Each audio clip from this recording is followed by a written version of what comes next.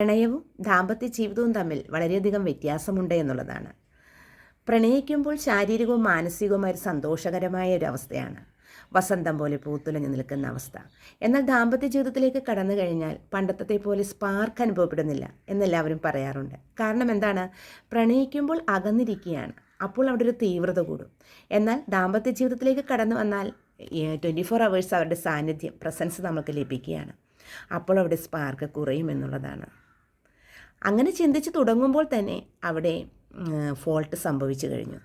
അതായത് പ്രണയവും ദാമ്പത്യ ജീവിതവും തമ്മിൽ വളരെയധികം വ്യത്യാസമുണ്ട് എന്നുള്ളതാണ്.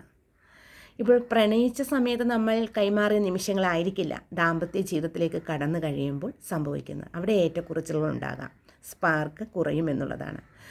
അപ്പോൾ പ്രണയത്തിൻ്റെ ഒരു ഉദ്ദേശം എന്ന് പറയുന്നത് തന്നെ താൻ സ്നേഹിച്ച വ്യക്തിയെ സ്വന്തമാക്കി എടുക്കുക എന്നുള്ളതാണ്. പക്ഷേ എപ്പോഴും ചിന്തിക്കുക, പ്രണയവും ദാമ്പത്യ ജീവിതവും തമ്മിൽ കൂട്ടിക്കലർത്തി ചിന്തിക്കാൻ ഇടവരരുത്. അത് നല്ല ഒരു ഡിഫറൻസ് ഉള്ള കാര്യം തന്നെയാണ്.